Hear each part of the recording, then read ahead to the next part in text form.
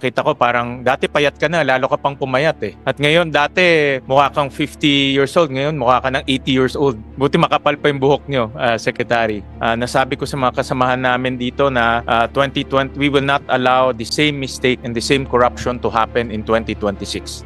Sec Vince, seek the truth only and do not rely on any script if there is any. Nakailang beses ka na pong napamura, galit na galit ka, pakiusap ko lang, ikulong mo talaga yung mga kurakot, yung totoong kurakot.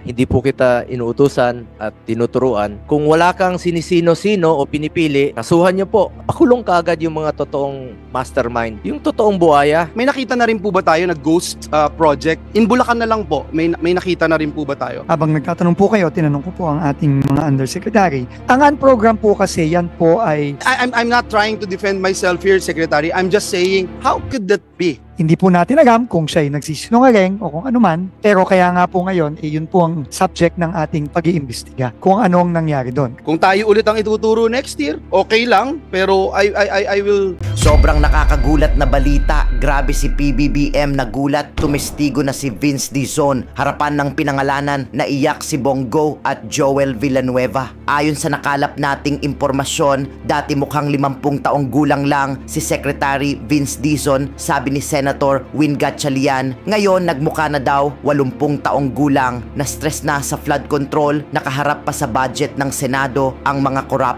Grabe si PBBM nagulat, tumestigo na si Vince Dizon. Harapan ng pinangalanan, naiyak si Bongo at Joel Villanueva. Tara panoorin natin.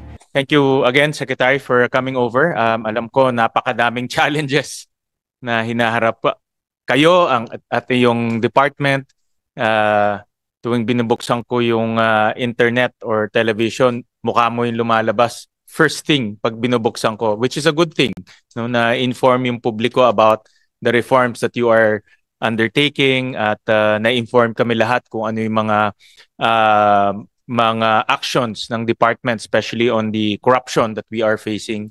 Nakatrabaho kita during the pandemic time when you were the testing chair of our country, and I know how you work. You work fast, you work efficient, and you work decisive. So I know that you will be able to clean up and reform the Department of Public Works and Highways. It's a big challenge, alam ko. Nakita ko parang dati payat ka na, lalo ka pang pumayat eh. No? At ngayon, dati mukha kang 50 years old, ngayon mukha ka ng 80 years old. No? Buti makapal pa yung buhok nyo, Secretary. But we're here to listen to your budget presentation. Of course, the reforms that you are undertaking. Nasabi ko sa mga kasamahan namin dito na 2020, we will not allow the same mistake and the same corruption to happen in 2026. No? And that is our strict rule and mandate come 2026. So we would like to hear from the department the reforms, especially on the budget for 2026. Ano ba yung ginawa natin para hindi na maulit to? And ano pa yung mga reforma na ginawa nyo sa loob ng DPWH para hindi na rin maulit to sa bagong taon. So with that, we recognize first the presence of Senator Alan Cayetano and the presence of Senator Joel Villanueva. Next to ask is Senator Bongo. Salamat po, Mr. Chair. Magandang umaga po sa inyong lahat. Mr. Chair, esteemed colleagues, to the officials and staff of the Department of Public Works and Highways, led by Secretary Vince Dizon, pleasant day to all of you. Mr. Chair, the DPWH is now in the test of public scrutiny. Kaliwat ka ng batikos po ang natatanggap ng departamento matapos mabunyag ang mga irregularidad, korupsyon, katiwalian at kapalpakan po sa mga proyekto at infrastruktura. Lalo na sa usapin po ng flood control projects na dapat sana ay nagpoprotekta sa ating mga kababayan laban sa baha at kalamidad. Pero naging lugar po ng katiwalian. Nakita ko po paano magtrabaho si Secretary Vince Dizon. Masipag, kahit saan parte ng bansa nakikita nyo yan, hindi lang po ngayon, kahit noon pa panahon ng pandemya. We support the Secretary and the DPWH in these challenging times. But I am one with the Filipino people. Kasama po ako sa panawagan ng publiko na dapat managot po ang lahat ng sangkot dito sa lahat ng korupsyon na naiulat. At for the record, I am against the unprogrammed appropriations kasi prone po ito sa abuse at corruption at naging semi-pork barrel na nga. At I'm sure against rin po dito ang ating finance chair. Kung maaari ay tanggalin na po ito at nagiging ginagamit na po ito. Masyadong malawak yung pinanggagamitan nito. Okay lang sana gamitin sa HEA o sa pangsweldo. Pero po, pag naging abuso na po itong mga unprogrammed appropriations, ay hindi na po ako sang-ayon. Kaya I am against the unprogrammed appropriations. Those behind failed and ghost projects must face the consequences in pursuit of justice. Ginagawang gatasan ang mga proyekto ng gobyerno. Let us hold all those responsible for this mess accountable. Accountability must cut across all sectors, from contractors and implementers to proponents and legislators. SecVins, sa lahat po, I hope you are one with us, the Filipinos, in this crusade against corruption. Seek the truth only and do not rely on any script if there is any. Nakailang beses ka na pong napamura. Ilang beses nating nasubaybayan po ito. Galit na galit ka. Pakiusap ko lang, ikulong mo talaga yung mga kurakot. Yung totoong kurakot. Alam kong alam mo ang gaano katalamak po ang korupsyon ngayon. Hindi naman po perfecto yun, no? Yung panahon ni Pangulong Duterte, former President Duterte. Alam mo na gaano ka talamak yung korupsyon ngayon. Ikaw, yung panahon ni Pangulong Duterte, alam mo mismo, saksi ka pag galit si Pangulong Duterte kapag may korupsyon. At naging presidential assistant, advisor for flagship programs ka nung panahon niya. Hindi man perfecto, pero itong nangyayari po ngayon ay talagang talamak at galit po ang tao. Kaya pakiusap ko lang po, seek the truth. Katotohanan lamang po, not the script. SecVins,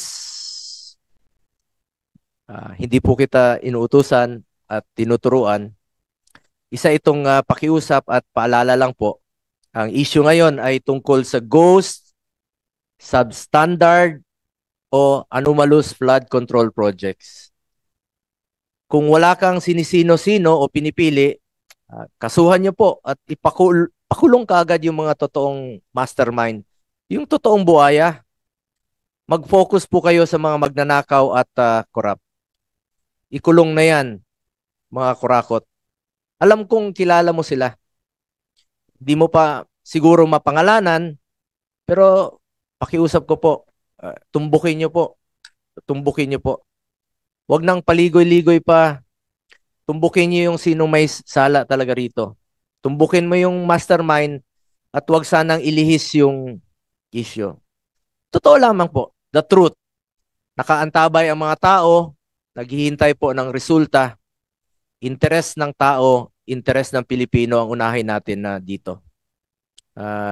Malaki po ang aking paniniwala na yan po ang iyong tatahaking landas.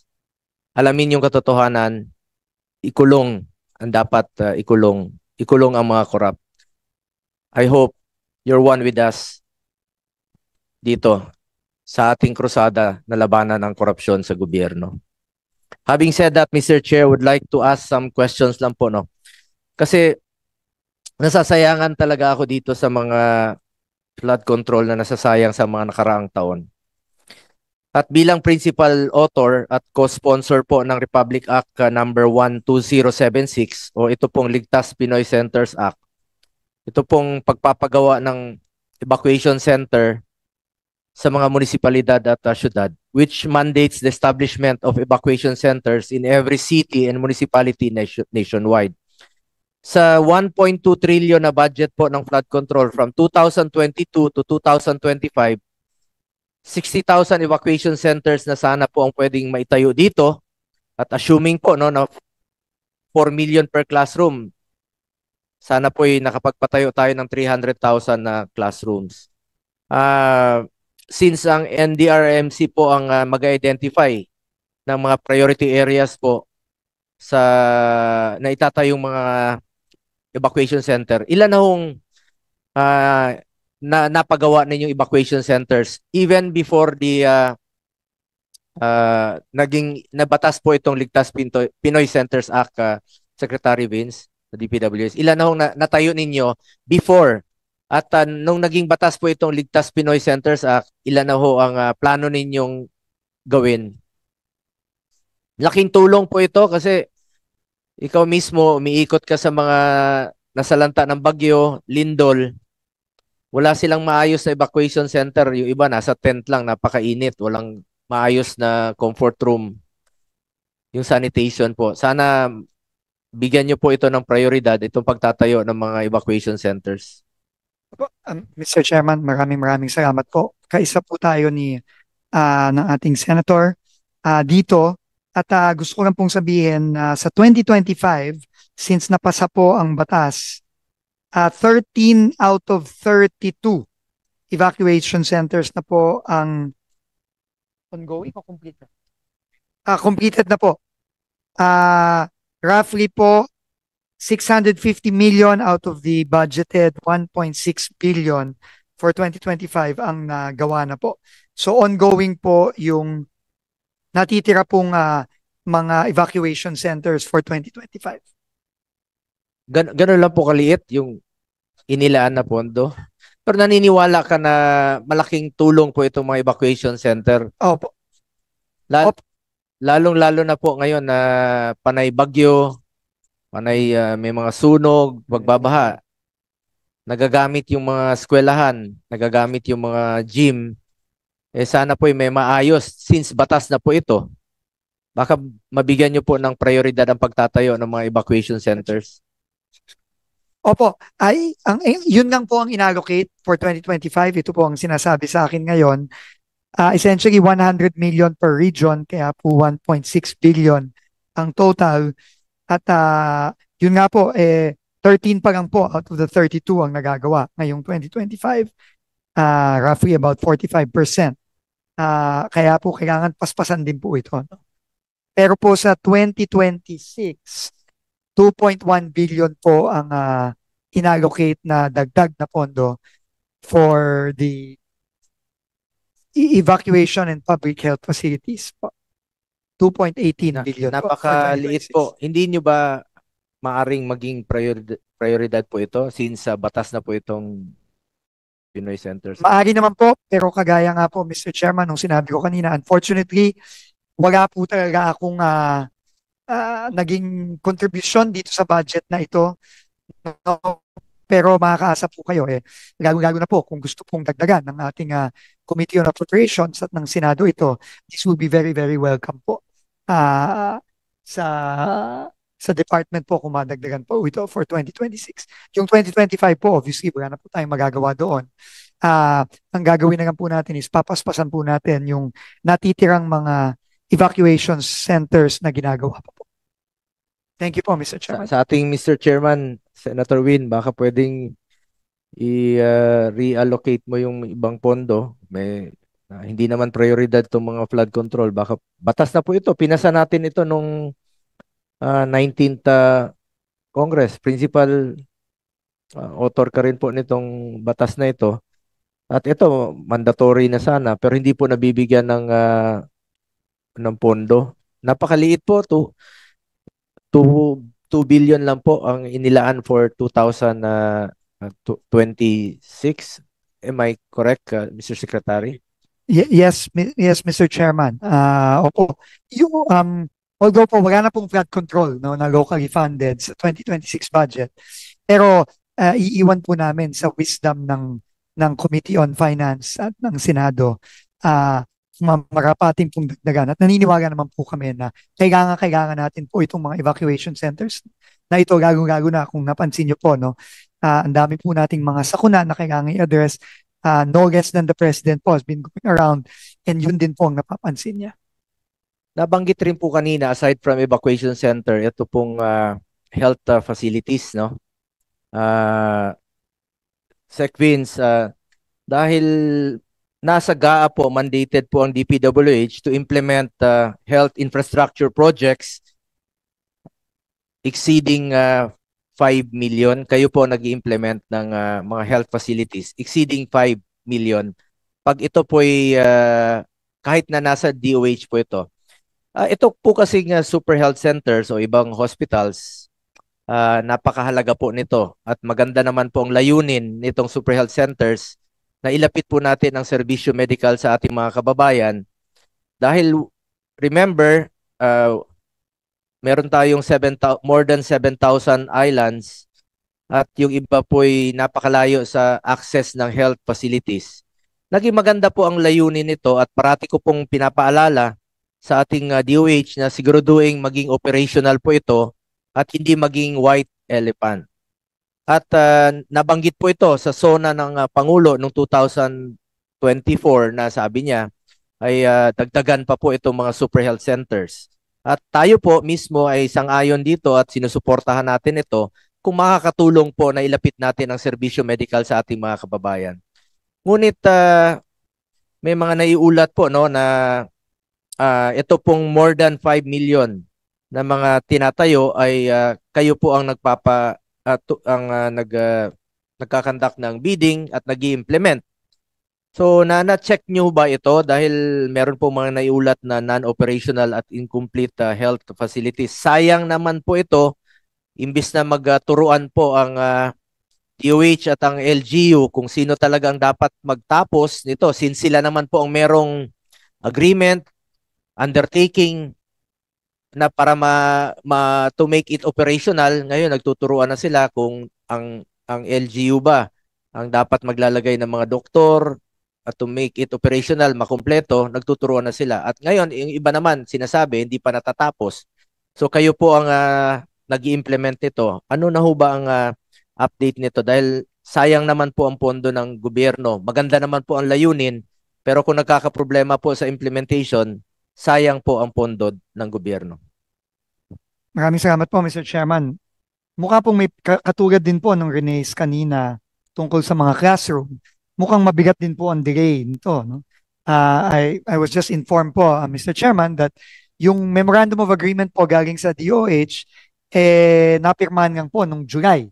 So, 6 na buwan na ho ang nakalipas ngayong 2025. At alam naman po natin kung wala pong Memorandum of Agreement, hindi po pwedeng magsimula ang construction.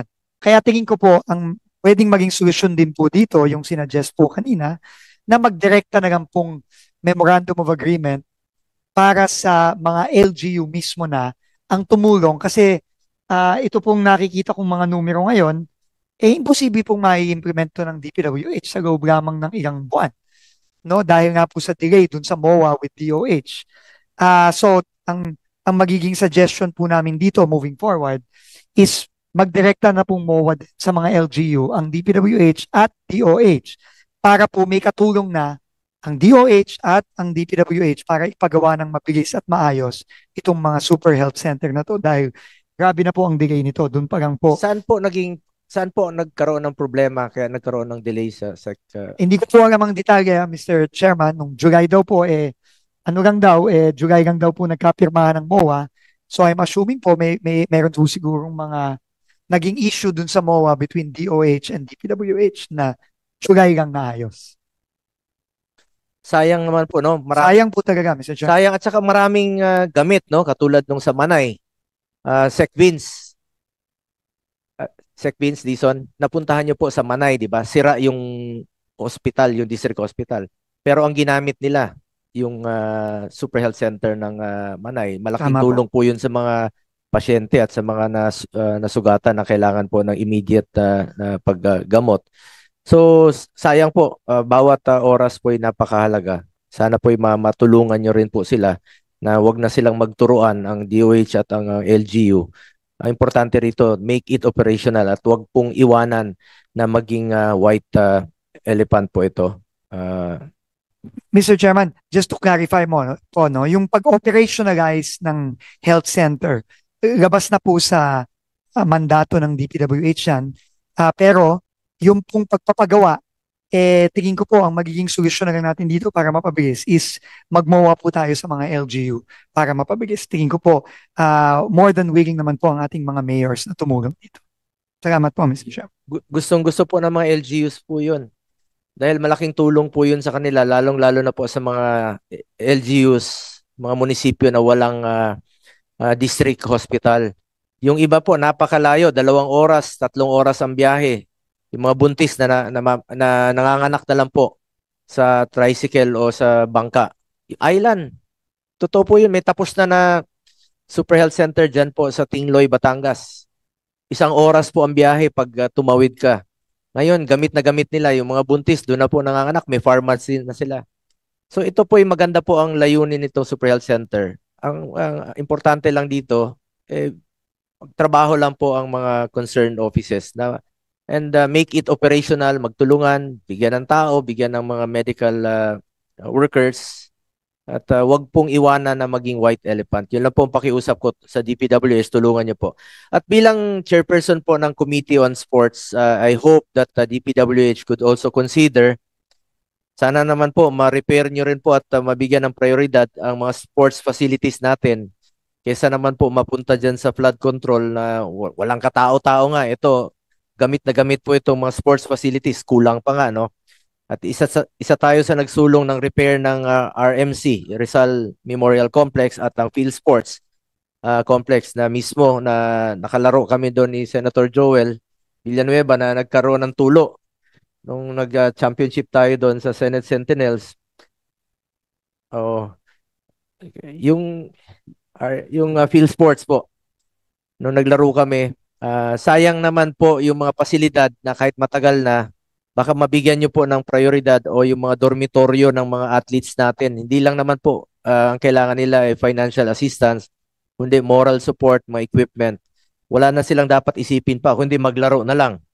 At nakafocus sa kanilang competition. Lalo-lalo na po yung mga national athletes natin. Baka po pwede nyong mabigyan rin po ng prioridad kasi ang PSC, Philippine Sports Commission, is planning to establish regional sports center in various parts of the country. Meron na ho bang coordination ang PSC sa inyo na sana po mabigyan rin po sila ng prioridad?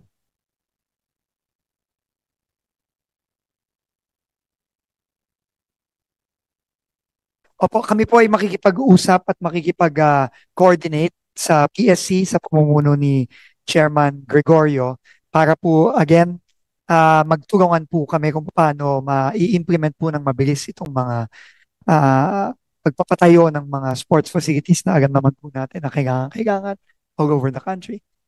Thank you po, Mr. Chairman. Salamat. Lastly, I would like to raise the seeming yung inequitable regional allocation of DPWH projects. Napapansin ko po yun. Kung saan po nangangailangan ng infrastruktura, doon po kakonti ang budget kumpara sa ibang developed areas po. May we know the regional allocation of DPWH budget?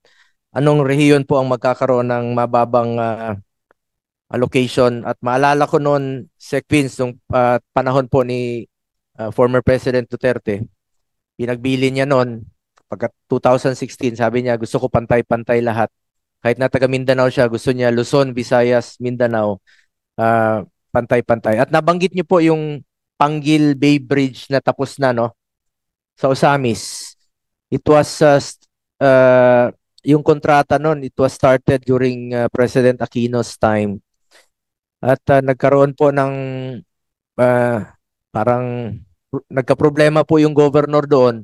Sabi niya, baka ayaw na pong ipagpatuloy ni then President Duterte noong 2016. Dahil unang-una talo siya doon sa Misamis Occidental.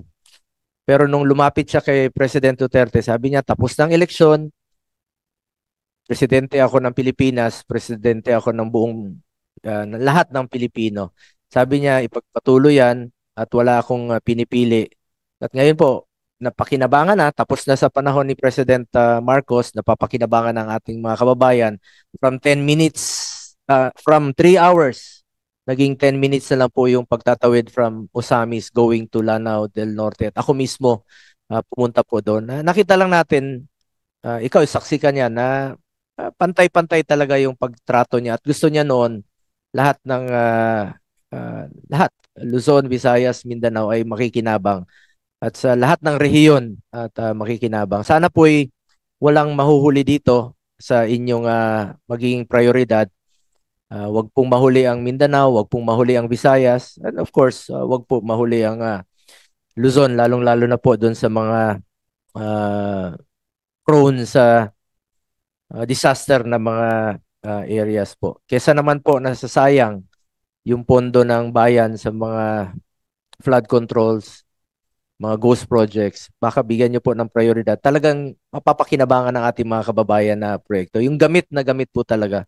Sana yan po ang magiging focus ninyo ngayon in the next 2 years po ng administration ni Pangulong Marcos. Walang masayang na pondo. Gaya ng sinabi ni Senator Bam kanina, tanggalin yung mga taba dyan. Dapat po kung ano yung kailangan lang talaga sa proyekto at bigyan ng prioridad yung gamit na gamit ng Pilipino po. Yan lang po ang pakiusap ko sa inyo.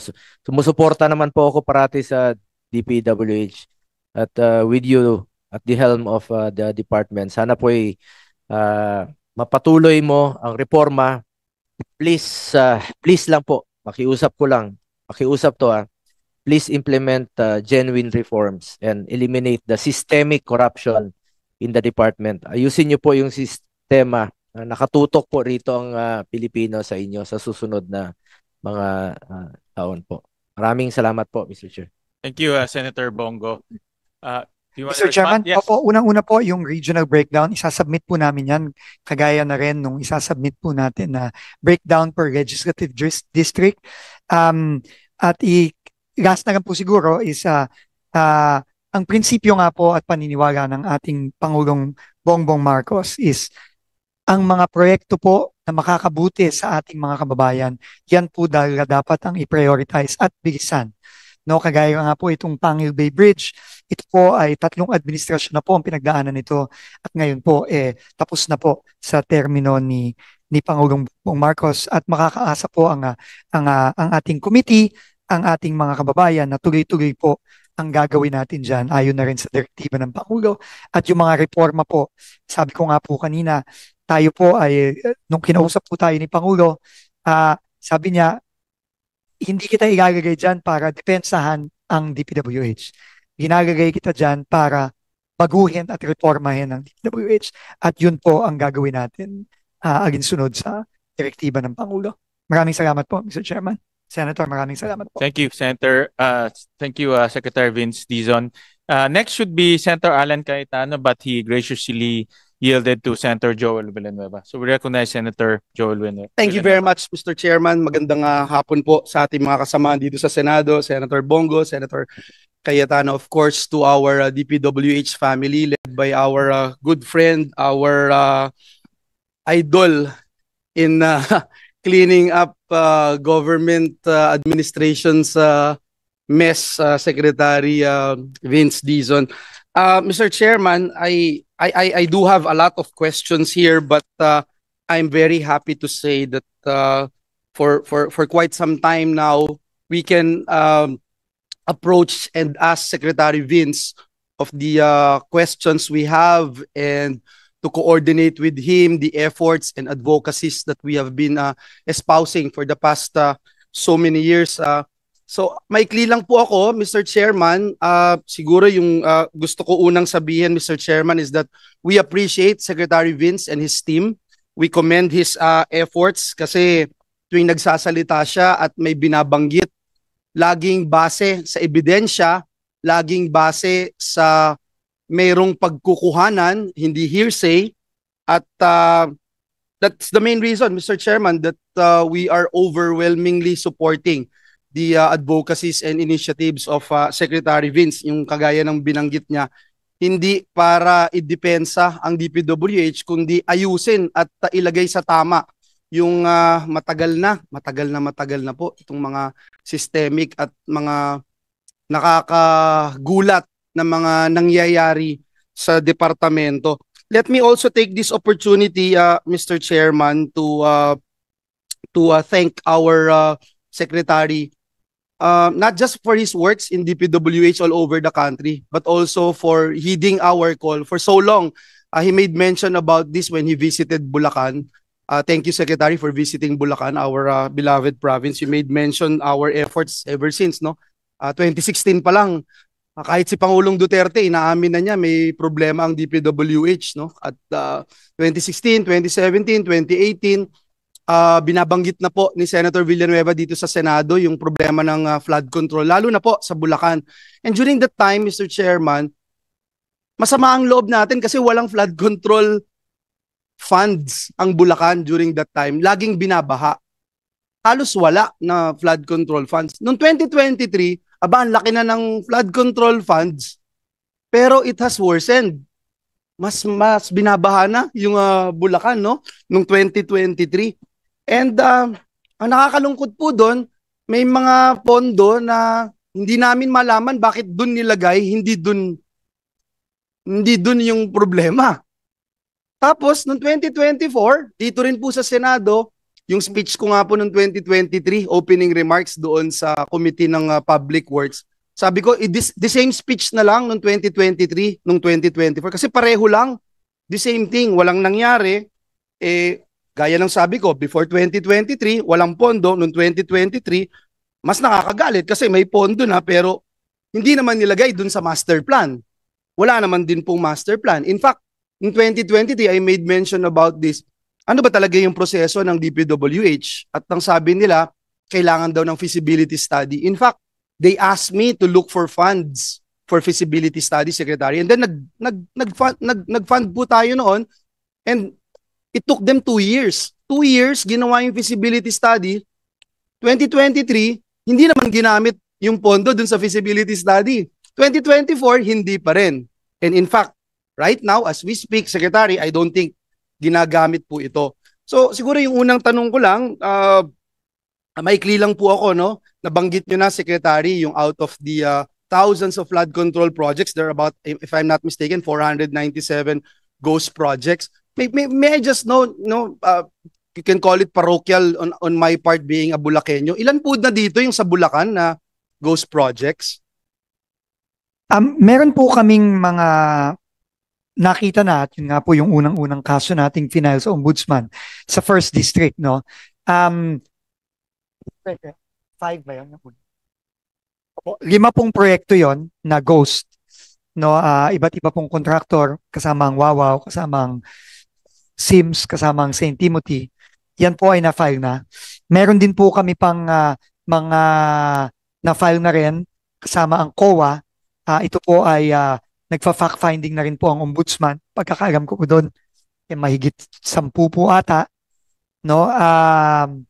Pero ngayon, pinasa na po namin sa ICI, no? Yung mga dokumento. At yan po ay sa kasalukuyan na pong binubusisi.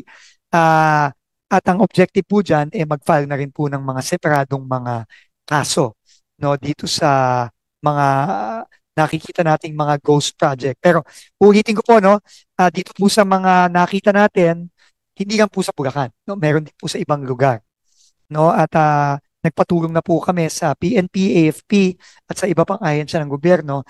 At yan po ngayon ay pinagtutuunan na ng pansin itong mahigit 400 na pinagtutuunan na po ng pansin ng ICI. Maraming salamat, Secretary Vince, especially doon sa pagbisita mo noon sa Bulacan. I think you went to Plaridel, Baliwag, etc. Kalumpit, if I'm not mistaken. Binanggit nyo po, no, halos 15 yung nakita na, but I am just putting this into the records. Meron din po kaming mga nakita, and I'm sure this is it's more than this number, more than this figure. And uulitin ko po, Secretary, although nabanggit nyo na po ito, wala po akong kinalaman dito sa flood control na to, at binanggit din ni Secretary Bonoan, dating Secretary Villar, RD Tolentino, even DE Alcantara made mention, no, na wala tayong nilagay or anything about flood control because from the very start, galit na galit tayo dun sa flood control na hindi integrated yung plano, walang master plan. And ito yung gusto ko hong sabihin sa inyo. Binabanggit kanina ni Senator Bong, ni Chairman, yung tungkol dun sa unprogram. Dun sa unprogram po ba, may nakita na tayo, sa unprogram released funds 2023, 2024, may nakita na rin po ba tayo na ghost project? In Bulacan na lang po, may nakita na rin po ba tayo? Sa ngayon po, hindi pa, ongoing pa rin po noong aming mga investigasyon kasama ang ICI. I will find out po kung merong specifically sa unprogrammed accounts from 2023 and 2024, kung meron pong nakita. Pero sa ngayon po, hindi ko po masasabi, Mr. Chairman. I made mention about it, Secretary, because I have personal knowledge right now because of the developments that had happened during the hearings, the course of hearings. Siguro tanungin na din kita, Secretary. Imagine in the hearing conducted here in the Senate, a certain district engineer made mention, Mr. Chairman, you were there, pinakailaman yung unprogrammed, hindi alam ng kahit sino, sila lang ang nakialam, ginawa yung programa, inilagay sa flood control, ipinangalan sa isang individual, nang hindi din niya alam, this is according to the district engineer, at naparelease itong programa na ito. So how could that be? May we know, Mr. Secretary, if this is normal? Sa akin pong limited na pagkakaintindi, in fact, habang nagtatanong po kayo, tinanong ko po ang ating mga undersecretary. Ang unprogram po kasi, yan po ay sinasubmit ng secretary ng DPWH sa Department of Budget and Management for release. Hindi po yan hindi po yan dumediretso sa either sa region or sa distrito. Kailangan po yan ay manggagaling sa secretary po mismo ng DPWH. So, yun po ang proseso.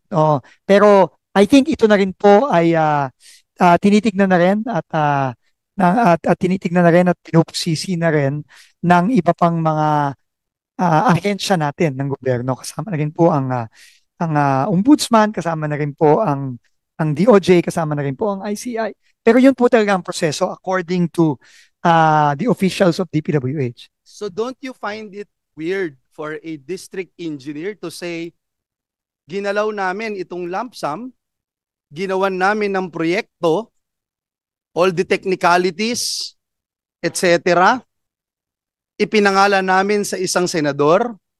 I'm not trying to defend myself here, Secretary. I'm just saying, how could that be? No, dito ho, and he was under oath and he made mention about it. Ang only goal natin dito, Secretary, is that hindi naman sana mangyari ho ulit ito. Hindi naman sa susunod si Senator Loren o si Senator Win ang ituturo na ginalaw nila without their knowledge. Unprogrammed. So, yun lang po, no?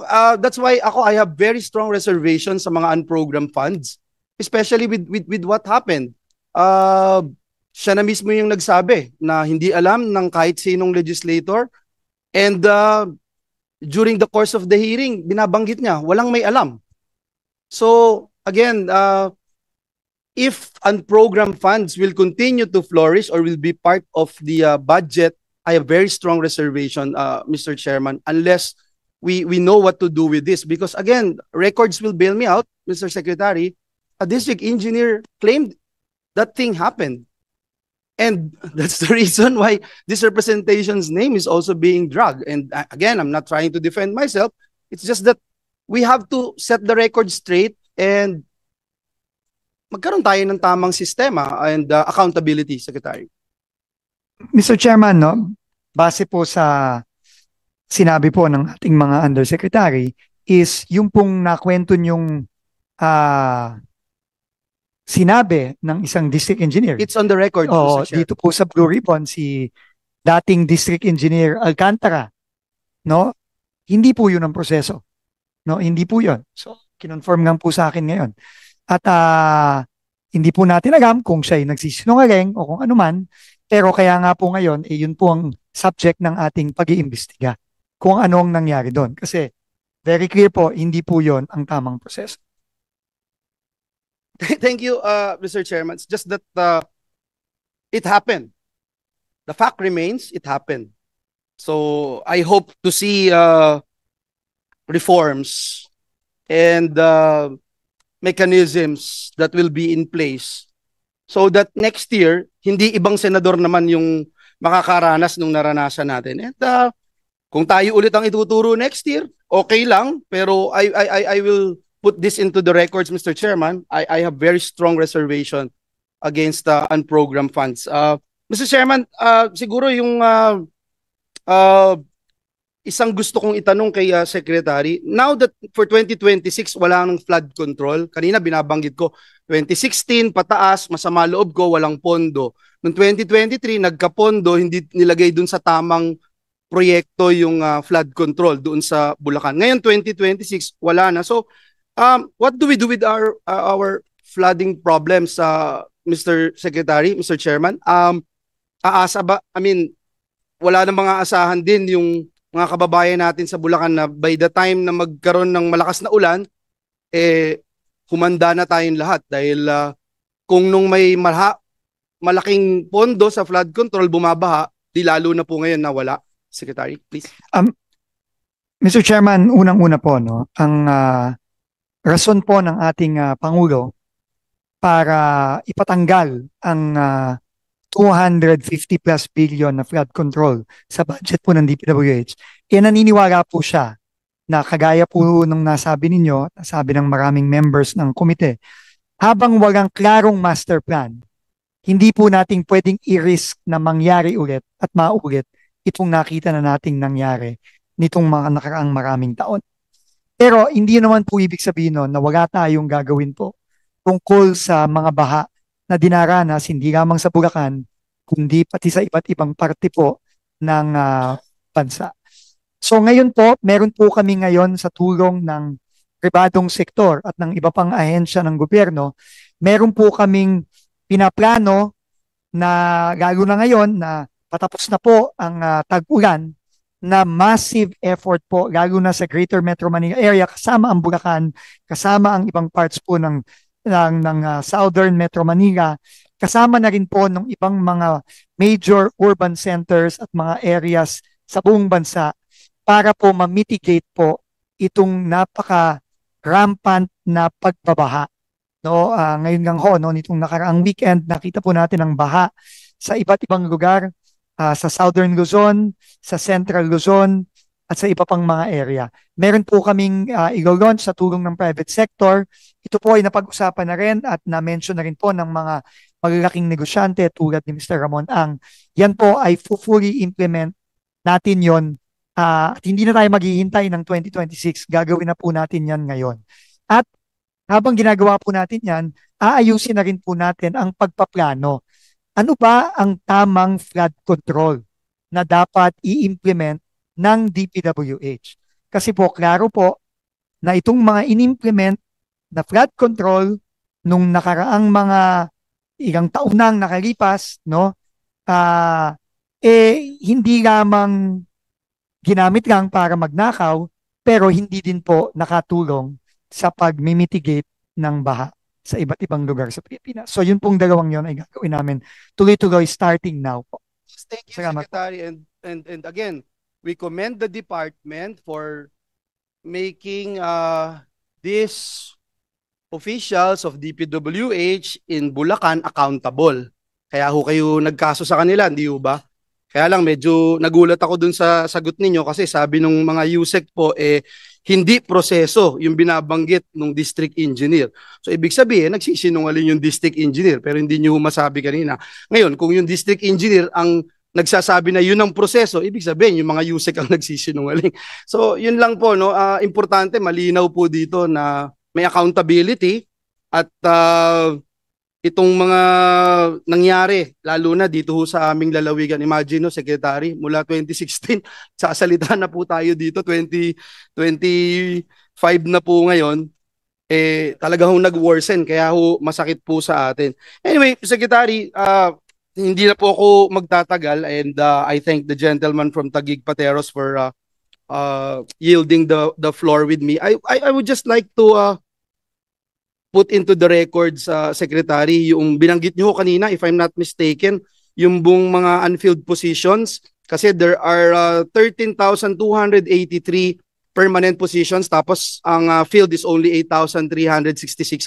Tapos kanina ho yata nagbanggit po kayo sa flag ceremony, no, na gusto nyong i-fill up yung vacant position. Sana po mangyari na po yan dahil taon-taon din po, gaya ng flood control, nire-raise ko po yan dito sa Senado. And then Mr. Chairman, hingi lang po ako siguro ng ilang documents, no, other than the ones we made mention, kasi yung binabanggit ko kanina na personal po sa akin, Secretary, dahil yung mga binanggit po na flood control na sinabi nila na hindi alam ni Senator Villanueva pero nilagay nila, chinek po namin finally, no? Dahil for so many times sinasabi nasa under GAA, yung pala nasa unprogram. So ngayon na-check na ho namin yung ilan.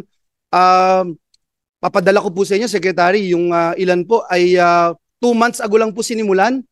2023 po ito. So kung hindi ito ghost project, ito po ay double entry. You can also ask the people around there and makikita nyo po, no, napakaklaro na talagang napakalaking kalokohan itong mga sinasabi ng dating mga DPWH officials. And again, we continue to support you in ensuring that they will be held accountable, Secretary. Hingi lang po ako, Mr. Chairman, no, copy ng technical standards and guidelines for planning and design of flood control projects, which shall include, among others, standards and criteria for the following: yung hydrologic analysis, rainfall analysis, runoff analysis, and comparative cost analysis of existing projects. I asked this, Mr. Chairman, siguro mga 3-4 years ago from the DPWH. Hindi din po tayo nabigyan ng kopya. Nung last time din, we also asked for master plans nung pong 18 major river basins. Binanggit po kasi ng presentation yon sa DPWH pero hanggang ngayon po hindi rin tayo nabibigyan. And I'm sure with Secretary Vince at the helm of this department, makakakuha na rin tayo. Tapos siguro yung cost breakdown ng mga major flood control projects, Secretary, hingi din po tayong kopya. Tapos yung data, long-term plan, flood mitigation program, budget allocation ng top 10 na lang, top 10 provinces most susceptible to flooding. Hingi lang po tayo ng kopya doon, Secretary. So, yun lang po. And I hope and pray na gaya ng sinabi ko kanina, full support po tayo sa departamento, full support tayo kay Secretary Dizon. Naniniwala tayo sa kanyang kakayahan, sa kanyang competence para hindi lang yung binanggit na hindi lang ididepensa yung DPWH kundi linisin talaga at mag-initiate ng reforms. We are in full support, Secretary. Maraming salamat. Salamat, Mr. Chairman. Thank you, Secretary. We will comply, Mr. Chairman, with all the requests for documents. Immediately, I've asked the staff while binabasa po ng ating senator from Bulacan yung listahan at we will comply po as soon as possible. Maybe even by tomorrow. There is. Thank you, Secretary. Thank you very much, Mr. Chairman. Secretary. Ngayon, ikaw, bilang Pilipino, ano ang masasabi mo at reaksyon sa balitang ito? Mag-iwan ka ng komento sa ibaba at atin pong babasahin isa-isa.